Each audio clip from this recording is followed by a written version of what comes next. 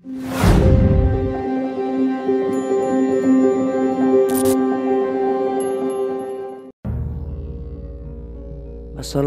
warahmatullahi wabarakatuh.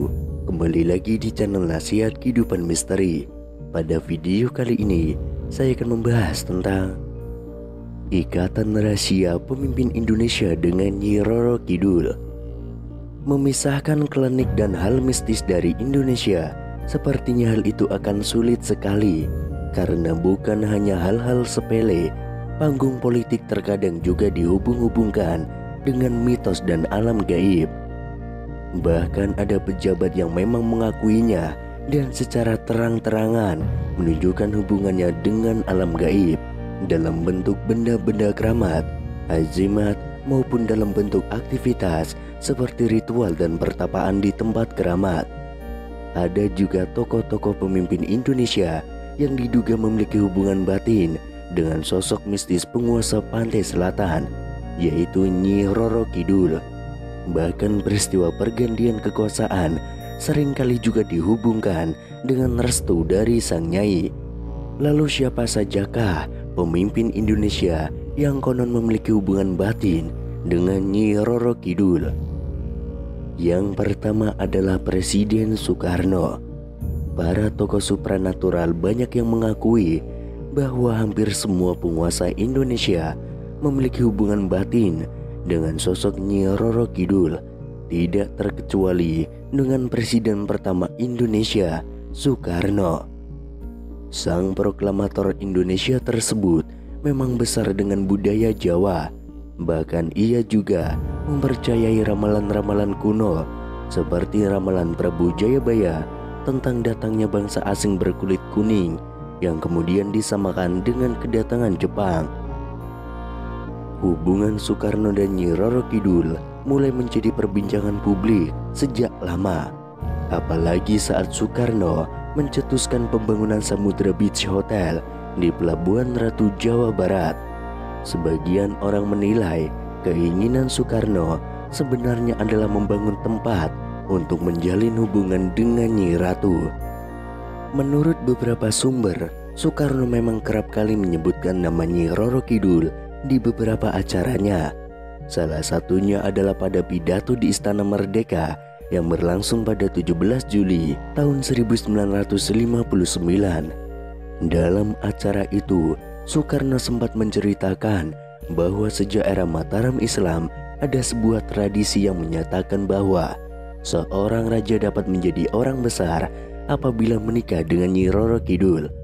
Lalu dalam acara Musyawarah Nasional Maritim yang digelar pada 23 September tahun 1963, nama Nyi Roro Kidul juga kembali disebut.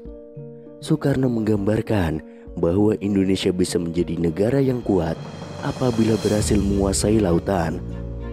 Kepercayaan bangsa Indonesia bahwa seorang raja Indonesia hanyalah bisa menjadi kuat jikalau kawin dengan Nyi Roro Kidul. Lantas saya ceritakan itu sekedar satu simbolik.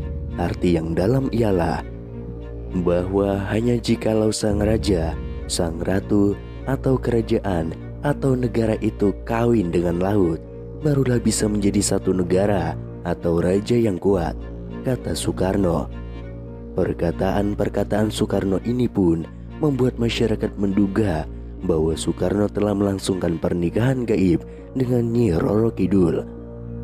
Dugaan masyarakat semakin mencuat setelah Soekarno mendirikan sebuah istana presiden di Sukabumi di bibir pantai Citepus, Jawa Barat pada tahun 1960. Istana presiden ini dinamai Pesanggrahan Tenjo Resmi. Selain itu, Soekarno juga membangun sebuah hotel yang lokasinya tidak jauh dari Pesanggrahan Tenjo Resmi. Hotel ini dikabarkan adalah sebagai gerbang ke kerajaan sang ratu. Menurut kabar yang beredar, Soekarno kerap kali mengunjungi Nyi Ratu di kamar 308 hotel tersebut. Itulah mengapa Soekarno dipercaya pernah menikah dengan Nyi Roro Kidul. Berdasarkan mitos yang berkembang, rupanya bukan hanya Soekarno saja yang dikabarkan pernah menikahi Nyi Roro Kidul. Yang kedua adalah Soeharto. Soeharto tidak bisa dilepaskan dari nilai-nilai filosofis budaya Jawa. Ia begitu kukuh memegang tradisi. Banyak orang-orang di dekatnya yang mengatakan aktivitas spiritual seperti semedi dan puasa adalah hal yang biasa bagi penguasa Orde Baru ini. Kekuasaannya yang langgeng selama puluhan tahun bagi masyarakat yang kental dengan kepercayaan dan adat Jawa pasti dihubung-hubungkan dengan keberadaan Nyi Roro Kidul. Nyi Roro Kidul juga dianggap sebagai simbol yang menjaga keseimbangan Nusantara. Sesuai dengan Soeharto yang sangat kental dengan filosofis budaya Jawa, khususnya untuk hal keserasian antara manusia dan alam semesta. Kemudian yang ketiga, Sultan Hamengkubuwono IX. Sebelum para presiden Indonesia, para raja Jawa juga konon memiliki hubungan batin dengan Nyi Roro Kidul. Demi melanggengkan kekuasaan, para raja Jawa harus bersedia menjalin hubungan dengan Nyi Roro Kidul. Mitos yang berkembang di masyarakat menjelaskan bahwa Nyi Roro Kidul sangat erat kaitannya dengan para pendiri Mataram. Konon hubungan tersebut diteruskan pada para keturunannya hingga sampai saat ini. Salah satunya adalah Sultan Hamengkubuwono IX. Sultan Hamengkubuwono IX bukan hanya seorang raja, tapi dia adalah tokoh perjuangan Indonesia yang pernah menjabat sebagai wakil presiden Indonesia. Sultan Hamengkubuwono IX pernah menceritakan perihal pengalaman spiritualnya bertemu dengan Nyi Roro Kidul. Makhluk gaib tersebut digambarkan dengan wujud wanita cantik saat bulan purnama dan sebagai wanita tua di waktu yang lain. Dan kemudian yang keempat adalah Presiden Joko Widodo. Presiden Indonesia Joko Widodo juga tidak lepas dari mitos Nyi Roro Kidul. Pribadi Presiden Joko Widodo yang juga berasal dari Jawa membuat masyarakat jadi menyamakannya dengan Soekarno dan juga Soeharto dalam hal kedekatan dengan sosok gaib Nyi Roro Kidul.